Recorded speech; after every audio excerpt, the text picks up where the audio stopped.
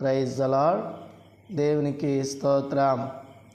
మన ప్రభు అయిన యేసుక్రీస్తు నామములో దేవుని బిడ్డలైన ప్రతి ఒక్కరికి నా హృదయపూర్వకంగా వందనాలు తెలియచేస్తూ ఉన్నాను. అందరూ బాగుండాలని, క్షేమముగా ఉండాలని, మీరు, మీ కుటుంబం, మీ పిల్లలు, మీరు చేసే ప్రతి పనిలో దేవుని యొక్క సహాయము, దేవుని యొక్క కృప మీ కుటుంబాలకు ఉండాలని దేవుని సేవకునిగా ప్రభు సన్నిధిలో ప్రార్థిస్తూ ఉన్నాను. ఈ యొక్క సమయంలో దేవుని పరిశుద్ధ వాక్యము నుండి హెబ్రీయులకు రాసిన పత్రిక 13వ అధ్యాయము 5-6 వచనాలు మనం చదువుకుందాం. ధనాపేక్ష లేని వారే మీకు కలిగిన వాటితో తృప్తి పొందియుండుడి. నిన్ను ఏమాత్రం విడువను, నిన్ను ఎన్నడను ఎడబాయనని ఆయనే చెప్పాను కదా. కాబట్టి ప్రభువు నాకు సహాయుడు, నేను భయపడను, నరమాత్రుడు నాకేమీ చేయగలడు అని మంచి ధైర్యముతో చెప్పగలవారమై ఉన్నాము.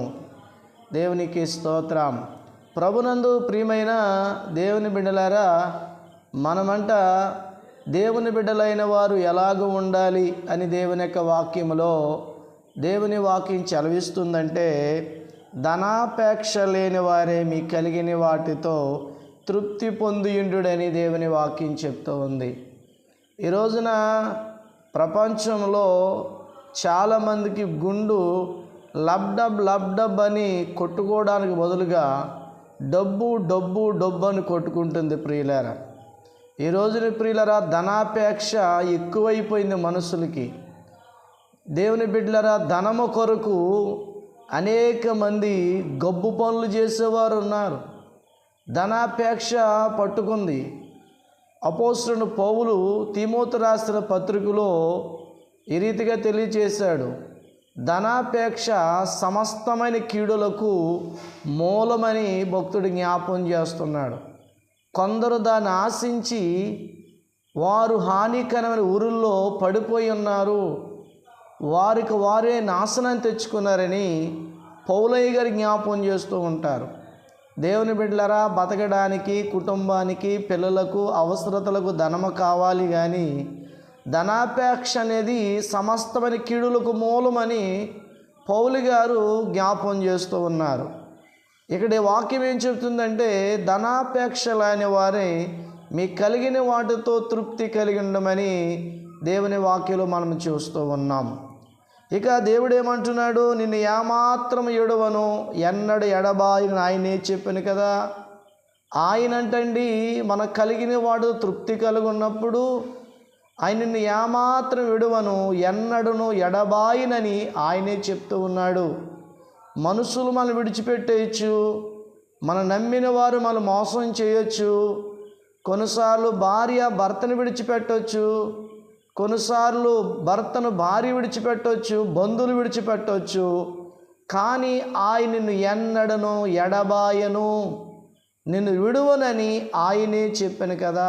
ఆయన మనల్ని విడిచిపెట్టేవాడు కాదు, ఆయన మనల్ని ఎడబాసేవాడు కాదు. ప్రభునందు ప్రియులరా, ఆయన గొప్ప దేవుడు గనుక ఆయన నమ్మిన వారి పట్ల ఆయన కృపను సమృద్ధిగా దయచేవాడు ఉన్నాడు. కాబట్టి ప్రియులారా, ఆయన ఎన్నడను ఎడబాయుడు, ఆయన విడిచిపెట్టేవాడు కాదు గనుక మనమంటండి ఎలాగూ చెప్పాలంట, కాబట్టి ప్రభు నాకు సహాయుడు. మనకెవరు సహాయుడు? భక్తుడు అన్నాడు, ప్రభు నాకు సహాయుడు, నేను భయపడను, నరమాత్రుడు నాకేమీ చేయగలడు. ఎంత మంచి మాట భక్తుడు జ్ఞాపం చేస్తున్నాడు చూడండి. ఆయన అంటున్నాడు, కాబట్టి ప్రభువు నాకు సహాయుడు. దేవుని బిడ్డలారా, ఈరోజు నీకు ఎవరు సహాయం చేస్తారు? గమనించండి, ఇక్కడ అంటున్నాడు, కాబట్టి ప్రభువు నాకు సహాయుడు, నరమాత్రుడు నాకేమీ చేయగలరు అని మనం మంచి ధైర్యముతో చెప్పగలవారమై ఉన్నామని భక్తుడు జ్ఞాపం చేస్తూ ఉన్నాడు. దేవుని బిడ్డలారా, మనకు ప్రభు సహాయము చేస్తాడు. ఆయన మనకు సహాయము చేసే దేవుడు, సాయము చేసే దేవుడు ఆయన. దేవుని బిడ్డలారా, మనము కలిగిన వాటితో తృప్తి కలిగి జీవించినప్పుడు, ధనాపేక్ష లేనివారిగా మనం ఉన్నప్పుడు, ఆయనను ఎన్నడను విడువను ఎడబాయినని ఆయన చెప్పాను కదా.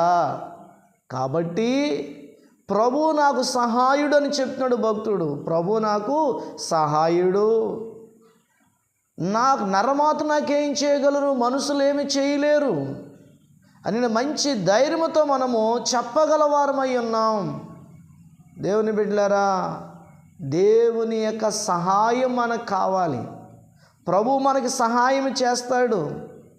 ఆయన సహాయం చేసే దేవుడు. ఈ రోజున ఏ పరిస్థితుల గుండా నువ్వు వెళుతున్నావో, నాకు సహాయం చేసేవారు లేరని నువ్వు బాధపడుతున్నావేమో, దిగులు పడుతున్నావేమో, కృంగిపోతున్నావేమో, నా ప్రియమైన దేవుని బిడ్డ, ప్రియ సహోదరి, దేవుడు నీతోనే మాట్లాడుతూ ఉన్నాడు. ఆయన ఎవరు అనుకుంటున్నావో తెలుసా? నిన్ను ఎన్నడను విడువను ఎడబాయినని ఆయన చెప్పాను కదా. ప్రభు నాకు సహాయుడు, నరమాత్రం నాకేమి చేయగలరు అని మన మంచి ధైర్యముతో చెప్పగలవారేమన్నామని దేవుని యొక్క వాక్యంలో చూస్తూ ఉన్నాం. కనుక దేవుని బిడ్డలారా, ఆయన మనకు సహాయం చేసే దేవుడు. ఆయన మనల్ని విడిచిపెట్టేవాడు కాదు, ఎడబాసేవాడు కాదు.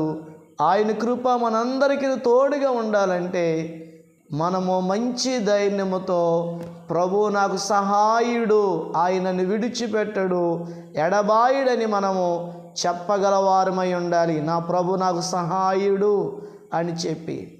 దేవుని బిడ్డలారా, దేవుడు తన బిడ్డలకు ఆయన సహాయం చేస్తాడు. ప్రియులారా, దేవుడు తన బిడ్డలకు తప్పకుండా ఆయన సహాయం చేసే దేవుడు. దేవుడు తన బిడ్డలకు ద్వారాలు తెరుస్తాడు. ప్రియులారా, ముయ్యబడిపోయిన ద్వారాలు తెరవగలవాడు. కనుక ఈ రోజున ఏ సహాయం నీకు కావాలి? ఆర్థికమైన పరిస్థితుల్లోనా, అనారోగ్య పరిస్థితుల్లోనా, ఎటువంటి ఏ పరిస్థితులైనా ప్రభువునికి సహాయం చేయగలడు. ఆ విధముగా దేవుడు సహాయం చేయలాగన మనము ప్రార్థన చేసుకుందాము. మహాపరిశుద్ధుడా, ప్రేమ కలిగిన మా తండ్రి, నీ ఘనమైన శ్రేష్టమైన నామానికి వందనాలు. నీ శ్రేష్టమైన వాక్యము ద్వారా మాతో మీరు మాట్లాడినందుకు వందనాలు ప్రభువా. ధనాపేక్ష లేని వారే మీ కలిగిన వాటితో తృప్తి కలిగి ఉండమని మీరు మాట్లాడారు. నిన్ను ఎన్నడూ విడువను ఎడబాయినని మీరే చెప్పారు కదా నాయన. ప్రభు నాకు సహాయుడు, నాకు నరమాత్రులు ఏమీ చేయలేరు అని మంచి ధైర్యంతో మేము చెప్పగలిగినట్లుగా ఈ వాక్యం ద్వారా మాట్లాడా ప్రభా. ఈరోజు నీ వాక్యం ఎంతమంది అయితే వింటున్నారో వారికి ఏ సహాయం అయితే కావాలో ఆ సహాయాన్ని మీరు అందించమని ప్రార్థిస్తున్నాను. రోగముతో ఉన్నారేమో నాయన, సమస్యలతో ఉన్నారు, అది ఏ సహాయమైనా వారికి అందించమని ప్రార్థిస్తున్నాను. ఈ యొక్క యూట్యూబ్ ద్వారా ఎంతమంది అయితే వింటున్నారో వారి జీవితంలో గొప్ప కార్యము జరిగించి మీ కృపను సమృద్ధిగా దయచేయమని యేసు పరిశుద్ధ నామములో మిక్కిలి వింత అడుగుచున్నాము తండ్రి, ఆమేన్. తర్వాత తండ్రి దేవుని ప్రేమ, కుమారుని క్రీస్తు కృప, పరిశుద్ధాత్మను సహవాసం ఈ వాక్యమైన బిడ్డలందరికీ ఆయన కృపతోడై నడిపించి దీవించి ఆశీర్వదించునుగాక. Amen, amen. Praise Lord. దేవునికి స్తోత్రం.